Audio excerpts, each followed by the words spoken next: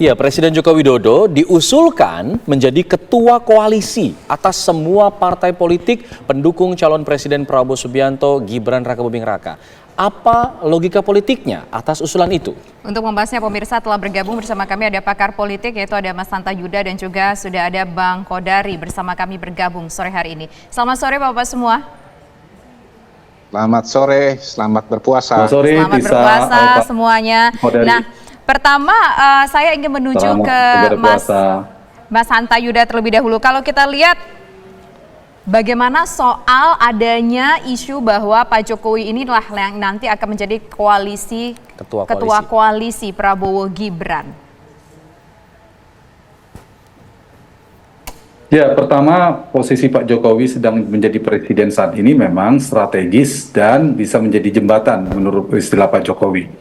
Karena misalnya kebutuhan Prabowo Gibran saat ini untuk mendapatkan koalisi paling tidak simple majority, pas terbatas gitu kan harus tambahan partai. Nah, opsi bagi Prabowo Gibran, sebelum saya ke Pak Jokowinya, itu kan ada dua opsi. Apakah mengambil dengan cara satu partai, atau opsi kedua mengambil di antara partai 01 dan partai 03. Misalnya 01 dibawa semua ke dalam pemerintahan, yang 03 PD Perjuangan menjadi oposisi dual pemerintahan, atau sebaliknya. Nah, modal 50% menjadi 70 kalau menurut PDIP, kalau mengajak partai 01 menjadi 80%. Itu sudah sangat besar bahkan. Nah, salah satu figur aktor politik hari ini yang bisa menjadi jembatan yang strategis untuk mengkonsolidasi kekuatan koalisi parlemen tadi itu adalah Pak Jokowi. Karena posisi hari ini bedakan hari ini, nanti saya akan sampaikan sedikit catatan setelah tidak menjadi presiden. Karena posisinya satu punya kedekatan dengan Muhaimin Iskandar, ketua umum PKB, dengan Pak Surya Paloh, ketua umum Nasdem dan sebagainya, relatif lebih mudah bagi Pak Jokowi. Karena mereka berada di dalam koalisi yang sama per hari ini, Tisa. Jadi sangat mungkin Pak Jokowi ditambah dengan berbagai macam pengaruh politiknya, di mana Pak Jokowi masih menjabat menjadi Presiden Republik Indonesia. Itu sangat mungkin bahkan dengan Bu Mega kalau kemungkinan ada pertemuan akhirnya cair hubungannya, sehingga Pak Jokowi dalam konteks membangun koalisi yang saya katakan tadi, kebutuhan Prabowo Gibran untuk mendapatkan dalam rangka presidensialisme tapi dalam corak multipartai saat ini, supaya menyukseskan visi misi, menunaikan janji kampanyenya, kemudian lebih mudah menyampaikan proposal kebijakan program ke parlemen, mereka harus mendapatkan dukungan di parlemen. Dan itu kan harus ditukarkan dukungannya supaya partai-partai yang masih di luar dari 01 konsolidasi di dalam. Disinilah posisi Pak Jokowi diperlukan oleh Prabowo Gibran. Selain faktor kingmaker Prabowo Gibran, yang kedua adalah bisa menjadi jembatan untuk menarik itu. Sampai dengan Oktober Alphard 2024 posisi Pak Jokowi menjadi strategis, bahkan bisa menjadi ketua koalisi, mungkin tidak keberatan. Nah, problemnya ini catatan saya, apakah ini akan sama dan berlaku pengaruh politik Jokowi setelah Oktober 2024? Menurut saya beda, karena pasca 2024 Joko Widodo bukan Presiden Indonesia lagi, ada pergeseran instrumen kekuasaan, pengaruh politik, instrumen hukum, semuanya bergeser ke Prabowo, bukan lagi ke Joko Widodo. Dan Pak Jokowi pada saat itu bukan Presiden Republik Indonesia lagi dan bukan ketua umum partai salah satu. Nah, untuk melanjutkan atau melanggengkan tanda petik, Jokowi butuh kaki politik untuk melanjutkannya itu. Salah satu kaki politik yang paling strategis, isunya juga beredar cukup kuat, kalau Jokowi berhasil mengambil alih Golkar. Kalau kemudian Pak Jokowi menjadi ketua umum Golkar, maka ketua koalisi yang kita bahas ini akan lebih lama usianya. Tapi kalau bukan menjadi ketua umum Golkar, maka menurut saya tidak akan lama. Akan menjadi jembatan sementara, setelah selesai jembatan ini dirobohkan, akan ada jembatan baru atau ada hal yang lebih ini. Pak Jokowi akan ditinggalkan, sangat besar peluangnya. Tapi kalau Jokowi mengambil posisi ketua umum Golkar lebih besar dari Gerindra dan memimpin koalisi, itu sangat mungkin. Jadi poin saya, kalau ingin lebih panjang, maka pilihannya memang Jokowi harus memiliki kaki politik yang kuat, dan salah satunya menjadi ketua umum partai. Tanpa itu sulit menurut saya. Baik, tanpa menjadi ketua umum partai yang kuat akan susah menjadi jembatan selanjutnya. Bang Kodari, jika kemudian pertanyaannya adalah apakah hanya Golkar di sini yang bisa menjadi salah satu partai yang akan bisa diambil alih gitu, tadi bahasa dari Mas Hanta, yang bisa diambil alih Pak Jokowi, hanya Golkar atau memang ada kendaraan lain yang memungkinkan hal itu? Oke, mungkin pertama saya agak mundur dulu ya. Bang Kodari dulu. Untuk soal koalisi permanen ini. Jadi koalisi permanen ini dibutuhkan dalam kerangka mengawal agenda Indonesia Maju tahun 2045. Nah, mungkin bagi sebagian orang ini terdengar sebagai utopia ya, tetapi menurut saya memang kita harus memulai dari suatu mimpi besar ya, atau cita-cita besar yang sebetulnya sangat logis, di mana untuk mencapai Indonesia Maju 2045 itu kan perlu perjalanan panjang. Nah, perjalanan panjang itu memerlukan rencana jangka panjang, konsistensi pelaksanaan rencana tersebut, dan konsistensi juga dukungan politik ya. Karena itu saya melihat 2045 itu sebetulnya tidak lepas dari apa yang sudah dimulai oleh Pak Jokowi. Bahkan Pak Jokowi adalah orang yang memulai perjalanan yang panjang tersebut. Itu yang pertama. Yang kedua, saya melihat bahwa Pak Jokowi dan Pak Prabowo ini walaupun dua orang yang berbeda sebetulnya satu tim ya. Sebutlah sebagai tim Indonesia Maju ya, kaitannya dengan apa yang saya sampaikan pada poin pertama. Nah, Jokowi Prabowo ini bisa diharapkan untuk bisa menjadi duit tunggal dalam pengertian yang bersifat jangka panjang ya. Kita pernah punya duit tunggal namanya Soekarno dan Hatta, tetapi duit tunggalnya itu hanya dalam kerangka proklamasi saja, tapi dalam pemerintahan Pak Bung Karno dan Pak Hatta itu banyak perbedaannya, tidak membutuhkan waktu lama untuk mereka berpisah. Nah, untuk Pak Jokowi dan Pak Prabowo ini ada harapan menurut saya untuk bisa duit tunggal, bukan hanya dalam pilpres tetapi juga dalam pemerintahan ya, karena dua orang ini sebetulnya selain punya budi dari satu kepada yang lain, tetapi juga ya harus punya partai politik dong, Mbak Arti, Bang Kodari. Gini, ya saya mau masuk sebentar lagi, saya masuk kepada poin berikutnya, bahwa dua orang ini memiliki hubungan personal yang cukup dalam ya, dan ada trust. Dan saya melihat dua orang ini punya skill yang katakanlah dibutuhkan satu dengan yang lain. Misalnya Pak Prabowo sendiri sering mengatakan bahwa saya ini bukan politisi, saya ini komandan gitu. Nah, Pak Jokowi juga sering mengatakan Pak Prabowo itu tentara ya, katakanlah begitu. Nah, dalam konteks kita menjalankan pemerintahan sebetulnya ada tiga aspek yang penting menurut saya. Pertama itu adalah sebagai CEO ya, Indonesia Incorporated, sebagai yang menjalankan pembangunan. Yang kedua, untuk mendapatkan dukungan politik itu perlu komunikasi, konsolidasi dengan elit politik. Dan yang ketiga itu bagaimana berkomunikasi dengan rakyat atau dukungan rakyat. Nah, kita melihat bahwa skill Pak Jokowi dalam merajut dukungan elit politik ini memang extraordinary ya, di luar yang pernah kita lihat sebelumnya.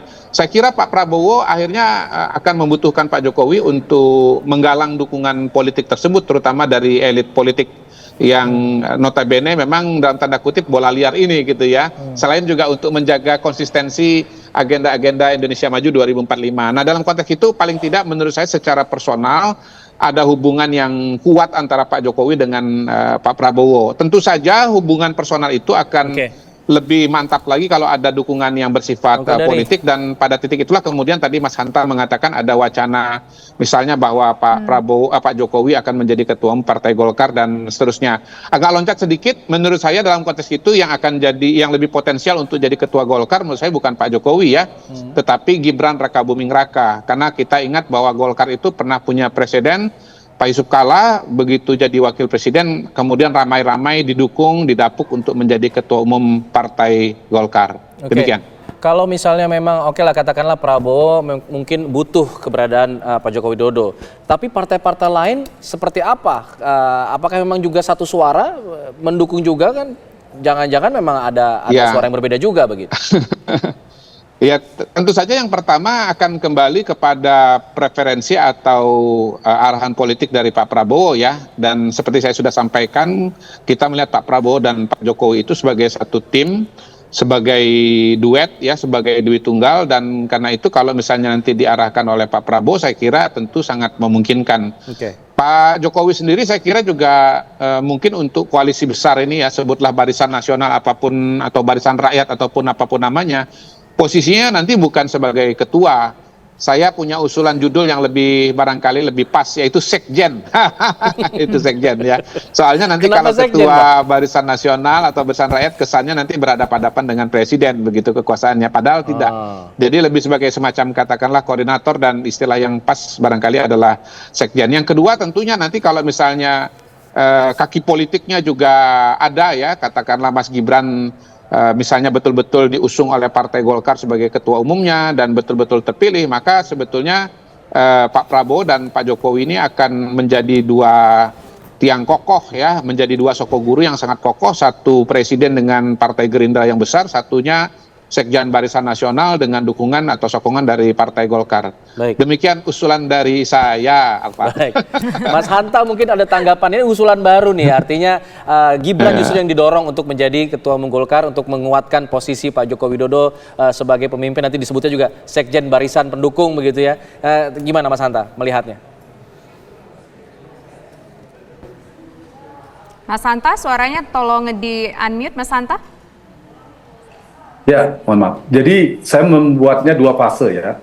Sebelum Oktober 2024 dan pasca Oktober 2024. Sebelum Oktober 2024, Pak Jokowi posisinya strategis. Ini penentuan bagi Pak Jokowi. Ya. Akan meninggalkan gelaran politik, kemudian menjadi tokoh publik, menjadi tokoh guru bangsa dan sebagainya, maka selesai, tidak usah. Atau tidak tanggung. Ini saya pilihan bagi Pak Jokowi. Kalau mau tidak tanggung, dia harus merebut salah satu ketua umum partai. Harus Pak Jokowinya kalau saya. Kalau Bang Kodari kan Gibran ya, tapi itu memang betul ada pengalaman Pak JK. Nah, hari ini posisi Pak Jokowi diperlukan oleh Pak Prabowo. Karena apa? Karena Pak Prabowo butuh dukungan politik. Nah, hari ini kemudian juga dibutuhkan untuk melakukan komunikasi dan sebagainya. Nah, begitu 2024, saya ingin mengatakan Jokowi itu bukan presiden lagi, sudah mantan presiden, instrumen kekuasaan, instrumen hukum, instrumen politik dan sebagainya tidak di Pak Jokowi, sudah berpindah ke Prabowo Subianto. Dan Pak Prabowo selain memegang instrumen kekuasaan adalah ketua umum Partai Gerindra, partai kuat juga. Sementara Pak Jokowi tidak memegang instrumen apapun dan bukan ketua umum partai. Poin saya mau Bang Kodari tadi saya kira saya setuju, tapi saya melihat dari perspektif lain untuk mengimbangi bahwa bisa duit tunggal betul, tapi juga istilah saya Pak Jokowi bisa menjadi penyeimbang di dalam bagi Pak Prabowo untuk menjalankan pemerintahan supaya sehat, supaya demokratis. Ada potensi juga ke depan itu potensi keretakan. Ada potensi. Kita sekarang saya terlalu pagi mungkin sebagian mengatakan, tapi biasanya potensi kalau sudah bergabung itu di dalam sangat besar. Nah, potensi keretakan politik di dalam, dinamika di dalam itu mungkin saja terjadi. Kalau misalnya Pak Jokowi sebagai ketua umum Golkar, kenapa Golkar? Ya paling strategis partainya. Bahkan lebih besar dari Partai Gerindra. Nah, kalau PSI kan ya mungkin tidak strategis. Nah, ini yang menyebabkan saya mengatakan Pak Jokowi kalau ingin lanjut dalam dinamika politik ini memiliki peran strategis, punya kaki politik. Pilihannya kan dua tadi, apakah Pak Jokowi menjadi ketua umum Golkar atau melalui Gibran. Nah, ada dua plus minus memang. Ya secara kekuasaan formal, Gibran sebagai wapres. Tapi kan jam terbang Jokowi memimpin koalisi 10 tahun saat ini. Pak Jokowi punya pengalaman politik yang tinggi. Jadi kalau di Golkar, saya kira Pak Jokowi relatif lebih diterima karena sudah senior, punya pengalaman seterusnya. Nah, cuma saya nggak tahu Mas Gibran apakah mungkin bisa memimpin Golkar dalam waktu yang lama. Sementara biasanya Golkar itu sangat bergantung pada presiden yang sedang berkuasa. Presiden berkuasa itu ketua umum Golkar siapa, Munas itu kan sangat ditentukan oleh presiden berkuasa. Poin saya apa? Golkar juga sangat dipengaruhi oleh pengaruh presiden terpilih, dalam hal ini Pak Prabowo. Kalau antisipasi ada dinamika politik, menurut saya tidak imbang juga. Mas Gibran tidak akan sekuat yang kita bayangkan untuk mengimbangi Pak Prabowo. Tapi kalau Jokowi yang menjadi ketua umum Golkar, sepanjang perjalanan pemerintahan Prabowo, saya yakin bisa mengimbangi Pak Prabowo. Menarik. Dalam makna kita mengantisipasi supaya sesuai di jalurnya. Hari ini Pak Jokowi diterima oleh semua partai. Tadi pertanyaan Tisa dan Alfat, apakah partai lain mau PAN, Demokrat diterima hari ini? Tapi pasca tidak menjadi presiden lagi, saya kira tidak sesakti saat ini Pak Jokowi. Jadi pilihan itu opsinya. Kalau mau dikenang bagus, ya bagus, tinggalkan. Baik. Tapi kalau mau berpolitik tanda petik, jangan tanggung. Pilih jadi ketua umum Golkar. Oke, baik. Nanti perbincangan masih akan kami lanjutkan, pemirsa. Usai jeda berikut kami kembali sesaat lagi. Pemirsa, sebetulnya isu ini sempat dimunculkan oleh PSI begitu. Betul. Ya Alfat ya, dan kami pun sebenarnya sudah mengundang pihak dari PSI, namun sampai dengan dialog ini berjalan pemirsa belum ada pihak dari PSI yang bisa untuk mengikut sertakan diri untuk hadir dalam dialog kita sore hari ini. Nah, saya ingin ke Bang Kodari. Bang Kodari, tadi kalau kita tangkap dari apa yang disampaikan oleh Mas Hanta bahwa tampaknya akan ada kemungkinan dua matahari. Nah, ini bagaimana potensinya, Bang Kodari? Oh enggak, saya masih percaya dengan tesis di awal ya bahwa yang namanya duit tunggal itu betul-betul bisa kita wujudkan dalam konteks Pak Prabowo dan Pak Jokowi. Jadi kalau Mas Hanta punya istilah matahari kembar, saya punya istilah yang lain. Apa itu? Matahari dan bulan. Oke. Wih. Saling melengkapi. Iya dong, mataharinya tetap ada, tapi tetap ada bulan yang membantu dan mendukung cahaya bulan ya, atau cahaya matahari dan bersinarnya matahari. Jadi saya tidak melihat bahwa Pak Prabowo dan Pak Jokowi ini harus bertentangan. Kenapa demikian? Karena mereka ini pertama ya agendanya sama-sama ingin Indonesia itu menjadi negara maju. Jadi apa-apa yang ingin dilaksanakan oleh Pak Prabowo sudah dilaksanakan oleh Pak Jokowi, apa-apa yang akan dilaksanakan Pak Jokowi sudah diamini dan akan diteruskan oleh Pak Prabowo begitu. Jadi dalam kerangka itu sebetulnya dua orang ini tidak bertentangan satu dengan yang lain. Kemudian yang kedua, kalau kita bicara agenda politik, Pak Jokowi sudah 2 kali, Pak Prabowo sekarang akan jadi presiden, dan karena itu Pak Jokowi tidak akan menjadi pesaing bagi Pak Prabowo. Pak Prabowo nanti akan misalnya maju lagi tahun 2029 tetap bisa berpasangan dengan Mas Gibran. Dan Mas Gibran harus sabar dan akan sabar menunggu gilirannya untuk bisa maju katakanlah pada tahun 2034 yang akan datang. Sampai level tertentu ya, tadi kan kita udah belajar soal Barnas ini dari Malaysia. Kita juga bisa belajar dari negara tetangga lainnya, yaitu dari Singapura, di mana Lee Kuan Yew menjadi bapak pembangunan, Singapura Maju. Kemudian setelah beliau lengser digantikan dengan Goh Chok Tong. Goh Chok Tong beberapa waktu menjalankan memimpin pemerintahan, dan waktu itu Lee Kuan Yew menjadi menteri senior ya. Entah nanti apa terminologi yang akan kita muncul misalnya di Indonesia, misalnya katakanlah Dewan Pertimbangan Agung misalnya saya mengusulkan agar Dewan Pertimbangan Agung dihidupkan kembali begitu ya, karena gini, Dewan Penasihat Presiden sekarang menurut saya tidak cukup kuat. Jadi kita kembali menghidupkan Dewan Pertimbangan Agung, bukan menteri senior tapi nanti misalnya Pak Jokowi jadi ketua DPA. Artinya posisi pemerintahnya juga jelas, strukturalnya juga jelas, dan di situ bisa dirumuskan nanti peran-perannya, dan ya pada gilirannya nanti setelah Pak Prabowo dua termin sesuai dengan aturan yang ada pada hari ini bisa Mas Gibran yang melanjutkan. Dan dalam konteks Singapura itu contohnya adalah Bijili, di mana setelah Goh Chok Tong beberapa periode lalu kemudian Bijili sudah siap dan kemudian menjadi pemimpin Singapura dan bisa melanjutkan pembangunan di Singapura, dan sampai sekarang Singapura bisa menjadi negara maju.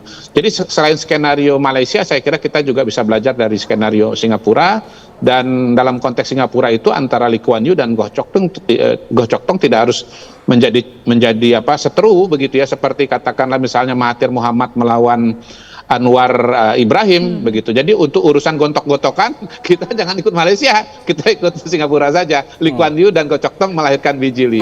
Begitu proposal berikutnya dari saya. Biar yang analis Mas Hanta aja, saya jadi penggagas di sini. Baik, kita coba minta analisanya lah. Ini ada konsep baru lagi, matahari dan juga bulan yang kemudian diharapkan bisa saling melengkapi begitu. Tapi apa kemudian yang bisa membuat Prabowo Subianto ini legowo atau ya bisa membuka diri kepada Pak Joko Widodo ke depannya setelah ia menjadi presiden secara seutuhnya begitu, agar tidak kemudian selalu bergantung pada Pak Joko Widodo? Apa kemudian jaminannya Pak Mas Hanta? Ada nggak yang bisa dianalisa mengenai hal tersebut? Ya, Alfred, memang keduanya bisa potensi ya. Ibarat kalau Bang Kodari bikin tadi kemungkinan skenario bagus semua itu. Saya membuka kemungkinan skenario yang lain. Karena kan dinamikanya begitu. Kita lihat ketika Pak SBY di periode pertama dengan JK itu kan terjadi tuh. Matahari kembar betulan kan. Antara udah bilang Pak JK the real presiden, karena Pak JK ketua umum Golkar, partainya lebih besar daripada Partai Demokrat. Partai Demokrat ya dipimpin oleh SBY periode pertama itu. Yang kita harus hindari. Tapi kan beda, Pak JK memang wapres pada saat itu. Kalau sekarang kan Pak Jokowi tidak. Jadi sebenarnya perspektifnya sama-sama positif. Ini tidak dalam perspektif negatif. Saya melihat kalau Pak Jokowi kuat di dalam dinamika koalisi, dia bisa menjadi penyeimbang, mengingatkan Prabowo Gibran supaya Pak Jokowi kan sebagai tokoh bangsa, pernah menjadi presiden, mengingatkan supaya di jalurnya. Jadi dalam makna positif seperti itu. Nah, kalau misalnya Pak Jokowi dalam makna positif bisa kita menganggap Pak Jokowi kan bukan mengontrol, mengimbangi supaya pemerintahan ini berjalan efektif juga. Selain Pak Jokowi punya program keberlangsungan harus dilanjutkan, menjaga pemerintahan stabil dan seterusnya. Nah, Pak Jokowi diperlukan untuk mengimbangi. Jadi tidak matahari kembar. Kalaupun kembar ya matahari, jangan matahari istilahnya. Ini dua apa ya? Kalau sepeda dua roda lah. Ya, kalau roda semakin imbang kan. Kalau mobil dua sayap lah kalau gitu saling mengimbangi. Satu ke pemerintahan, satu lebih ke menjaga parlemen. Kalau satu sayap kan nggak bisa terbang negara, kira-kira gitu. Jadi maknanya yang matahari kembar. Tapi dua kepak sayap politisi yang saling menguatkan. Mungkin saya luruskan perspektifnya menggunakan Alphard dan Tisa tadi, bukan matahari kembar. Nah, berarti menyetujui adanya Dewan Pertimbangan Agung tadi kalau seandainya memang nanti Pak Jokowi jadi ketua koalisi, kalau ada itu. Itu mungkin saja kalau hanya sekedar Pak Jokowi sekedar menjadi ketua Watim-Pres, ketua Dewan Pertimbangan Agung, itu kan posisi simbolik. Kalau itu nggak terlalu menjadi pembahasan, itu sangat mungkin gampang. Tapi problemnya kan yang kita bahas ini, apakah mungkin Pak Jokowi memimpin koalisi, barisan koalisi? Dan barisan koalisi ini kan menentukan. Ini seperti negara, kalau di tadi yang dicontohkan Bang Kodari di Malaysia, dia kan negara parlementer, ya, Perdana Menteri dan seterusnya.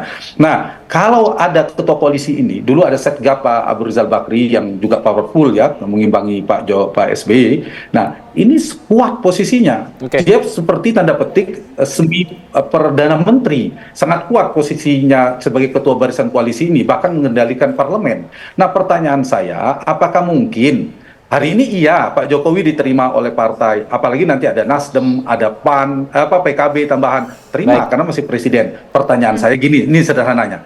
Apakah setelah tidak jadi presiden lagi, Pak Jokowi diterima untuk terus jadi ketua barisan nasional atau ketua barisan koalisi ini, sementara beliau nggak ketua umum partai, bukan presiden, jangan-jangan Pak Jokowi hanya sebentar. Nah, kita kalau bikin, mau lanjut tadi Pak Jokowi kita bikin part 2-nya dialognya, Mas Hanta ya. Partai dia ketua umum.